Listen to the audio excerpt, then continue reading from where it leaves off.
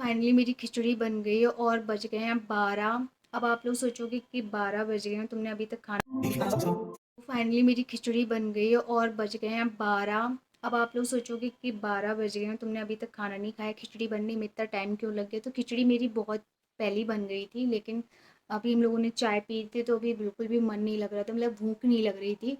और मैं आप लोगों से कुछ भी बात नहीं कर पा रही थी। जो आप लोग मेरे आधे अधूरे क्लिप्स देख रहे थे वो बहुत पहले के वीडियोस थे, जो कि मैं थोड़े थोड़े करके बना पा रही थी। उसका रीज़न था मेरी न्यू जॉब थी, तो न्यू जॉब में मैं ऐसा नहीं कर सकती थी प्रॉपर, क्योंकि मुझे जॉब को भी टाइम देना है। क्योंकि अभी मेरी जो कंडीशन है, मेरी कंडीशन ये है कि मैं यूट्यूब से बिल्कुल भी अर्न नहीं कर रही हूँ और मुझे पैसों की सख्त नीड है। अब आप लोगों में से काफ़ी लोग बोलेंगे कि तुम अपने हस्बैंड से सपोर्ट मांग सकती हो, सारी चीज़ें कर सकती हो। मैंने आप लोगों को एक चीज़ बताई थी जिसमें से एक यूट्यूबर ने बोला कि अरे तुम्हारी फैमिली तो बहुत अच्छा कमाती है, तुम्हारी फैमिली में तुम्हारी सिस्टर इन लॉ अच्छा कमाती है, तुम्हारे हस्बैंड अच्छा कमाते हैं, फिर तुम्हें पैसे की क्या दिक्कत, तुम्हें पैसे की कोई दिक्कत ही नहीं है। बात पैसे की दिक्कत से नहीं होता है, बात सेल्फ रिस्पेक्ट की होती है। ठीक है, मेरी सिस्टर इन लॉ कमा रही है, मेरे घर में मेरे हस्बैंड कमा रहे हैं, तो इसका मतलब ये नहीं है कि खजाना जम रहा है हमारे यहाँ। ठीक है, जैसे हमारे यहाँ, जैसे आप लोग में से कोई भी हो, XYZ, जिसकी जितनी आमदनी होंगे उतनी ही उसके पास खर्चे होंगे। अब तो जिसकी जितनी आमदनी होगी उसके उतने ही खर्चे होंगे। वो कैसे? आप सब लोग में से काफ़ी लोग बोलेंगे खर्चे मेंटेन करने पड़ते हैं। जैसे कि हम लोग पुणे में रह रहे हैं, कोई छोटे शहर में रह रहे होते तो छोटे शहर जितना खर्चा हो रहा होता, बड़े शहर में रह रहे हैं तो बड़े शहर जैसा खर्चा हो रहा है।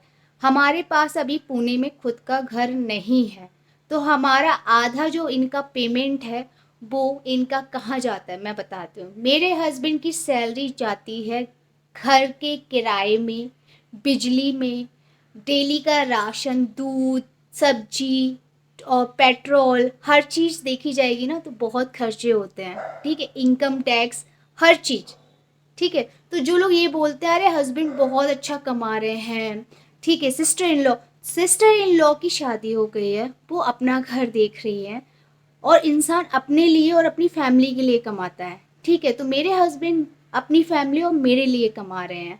ठीक है, अब आप लोग में से जिस यूट्यूबर ने मेरे ऊपर ये ऑब्जेक्शन उठाया था, तो सबसे बड़ी बात मैं आपको एक बात बता रही हूँ कि किसी दूसरे की लाइफ को देख के जेलस होना कि अरे उसकी लाइफ में इतना कुछ है, मेरी लाइफ में तो कुछ है ही नहीं, मेरी लाइफ में तो कुछ है ही नहीं, तो वो इंसान अपनी लाइफ को खुद बर्बाद करता है। दूसरे की लाइफ देख के कभी भी दुखी नहीं होना चाहिए। हो सकता है जो आपके पास हो वो उसके पास ना हो, जो उसके पास है वो आपके पास नहीं है।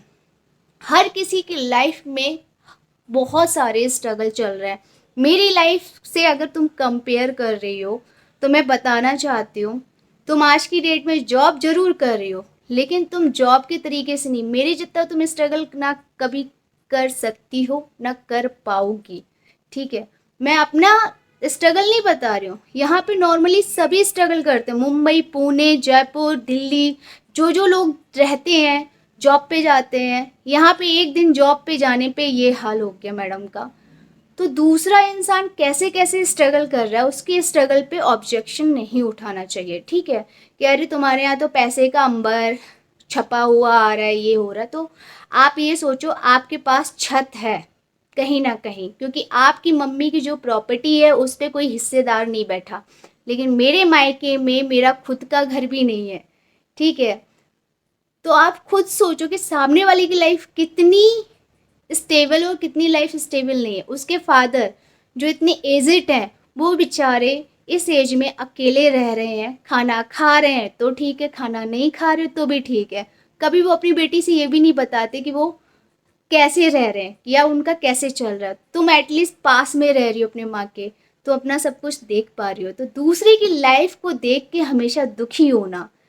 मैं इस यूट्यूबर की एक चीज़ बताना चाहती हूँ, मैं कभी कभी इसका बुरा नहीं चाहती हूँ, ना कभी सोचती हूँ, ना इसकी लाइफ को देख के मैं खुश होती हूँ ना दुखी होती हूँ। नॉर्मल मैं ये सोचती हूँ कि उसके 2 बच्चे हैं तो सबकी लाइफ अच्छी चले, ऑब्वियस सी बात है, सबकी लाइफ अच्छी चलनी चाहिए।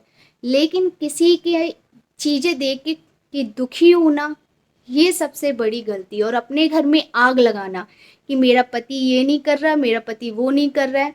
अगर तुम कर रही हो, तुम्हारा पति तुम्हें बहुत प्यार कर रहा है, इससे बड़ी चीज़ दुनिया में कुछ नहीं हो सकती। क्योंकि एक इंसान ही, देखो सिंपल सी बात है, बाहर इज्जत आपको सभी लोग दिला देंगे, लेकिन घर में इज्जत दिलाना, घर में रिस्पेक्ट दिलाना बहुत बड़ी चीज़ होती है। उस बंदे ने तुम्हें अपने घर पे इज्जत दिलाई, रिस्पेक्ट दिलाई, ये बहुत बड़ी चीज़ होती है। इस चीज़ को लेके चलो ना यार। हर इंसान के पास कुछ ना कुछ है, उस चीज़ की उस इंसान को खासियत देखनी चाहिए कि इस इंसान के अंदर क्या खासियत है। हमेशा बुराइयां ढूंढने में लगोगे तो ज़िंदगी भर दुखी रहोगे।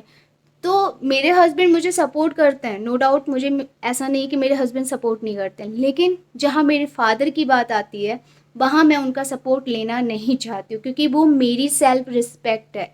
क्योंकि हर मियाँ बीवी में नोक झोंक होती है, मैं नहीं चाहती कि वो नोक झोंक में भी मेरे हस्बैंड के मुंह से ये निकले कि मैंने तुम्हारे फादर के लिए ये किया। उस दिन शायद मैं जीते जी मर जाऊंगी।